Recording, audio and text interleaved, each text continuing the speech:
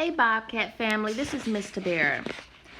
Parents, I just kind of wanted to give you a quick run through of the iPad and what it will look like for our kiddos, especially starting Monday when they truly begin this at-home learning. Okay, so here is just the main screen of my apps. The first one that I'm going to go to is on the third row called Class Link. So this is the light blue app with the cloud in it. Class Link is where students will access many of their learning apps and they can just swipe through.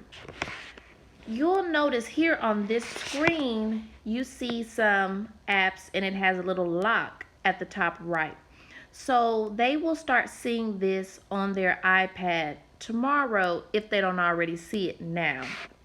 It has first grade at home learning and so forth, all the way to sixth grade at home learning. So I'm going to go ahead and click on the fifth grade at home learning.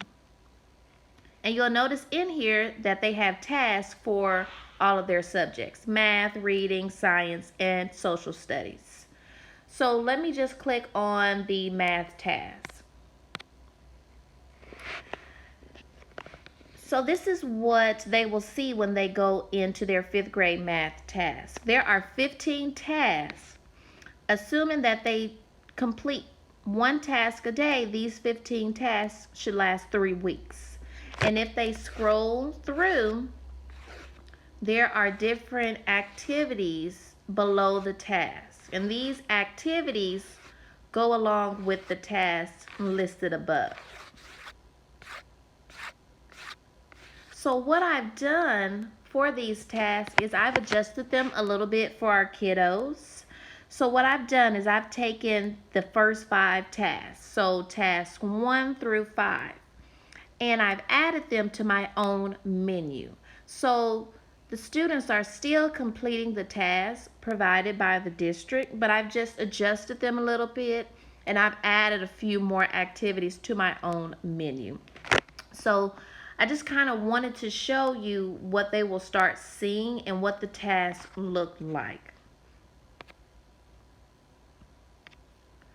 And it'll also look like this if you have a third grader, fourth grader, or sixth grader at home. Their tasks are listed here in Class Link. But once again, like myself, many teachers have adjusted it. So I'm going to go ahead and get out of Class Link.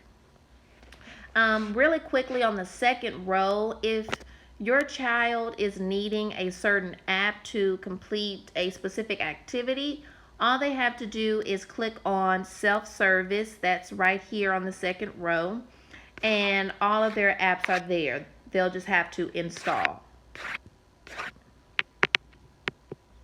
Okay, so self-service is where they will download any apps that they need. Class Link, once again, will have all of their learning apps. So these are mine. Of course, they look a little different than what the kiddos will see, but this is where their learning apps are.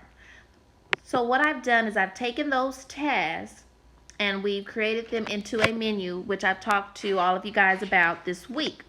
And that menu is going to be made available in Google Classroom. So Classroom is here on the third row, right next to Class Dojo in RCA House Points. When they click on Classroom, it should automatically log them in.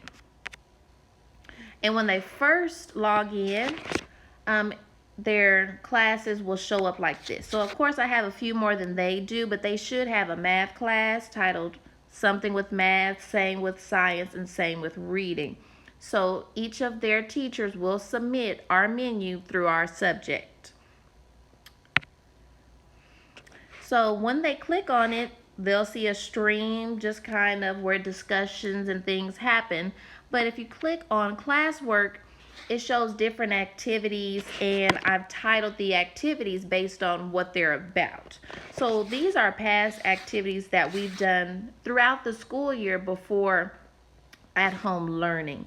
But when I make the menu available to students, the title will be something related to virtual learning so they can easily access it.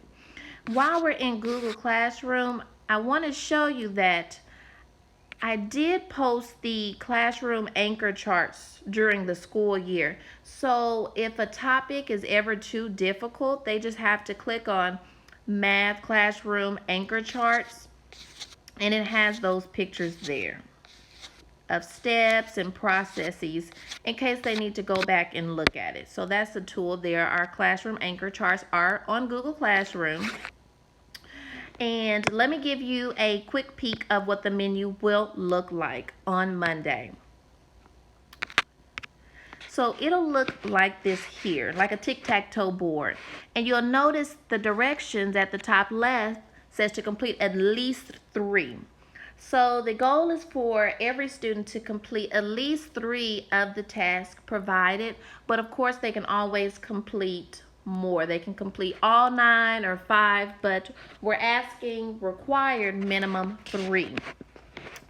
So some of the boxes you'll notice I have a picture of the app.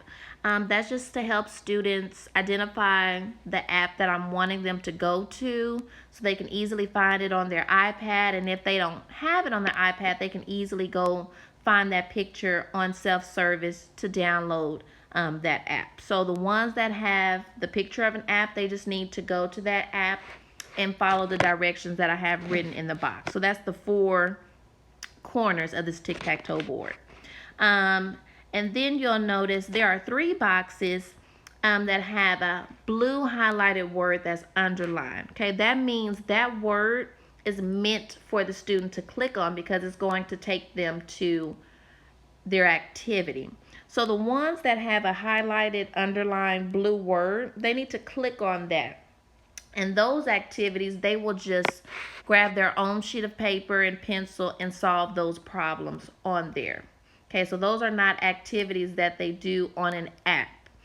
Okay, so let me click on one, for example, adding and subtracting fractions. So it says complete this page on a separate sheet of paper. So when I click page, it's going to give me an option of what I want to open this activity with. I'll just click Safari.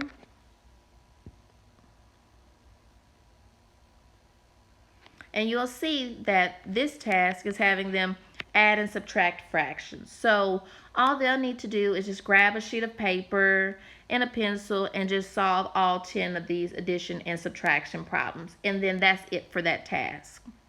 Okay, so once they're done looking at it, at the top left, they can just hit done, and it takes them back to their menu to work on the other 8 tasks.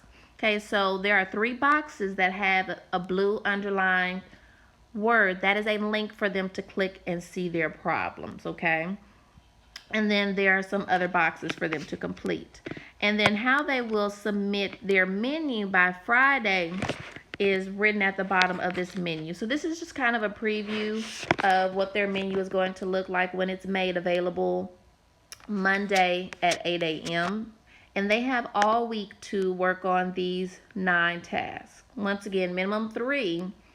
But they're also going to receive a menu from Ms. Brickham for science and also Ms. Norcross with reading and social study tasks as well. So it's meant for them to work on these menus at their own pace. And of course, if they need any assistance or you guys have any questions, you can always call us, message us on Class Dojo. And we'll be looking daily and throughout the week as we get those submissions when they complete things through apps and as we do those different activities. So we're definitely going to be providing feedback throughout the week or as they complete activities. So they'll get a menu every Monday. So this menu will be available on Google Classroom, okay, on Google Classroom. Okay, that's pretty much it. So that's just a preview, parents, for you to see what it looks like. So once again, ClassLink has these at-home learning apps on it. But what I've done is I've taken the 5th grade task and I've created it into a menu for our kiddos that will be available on Google Classroom. and they will submit that through Google Classroom on Friday. Okay, I hope this video was helpful. If you have any questions, message me, give me a call, but this is just kind of a way to explain what's going on and what the kids will be working on. Okay, thank you so much for all you do, guys. Bye.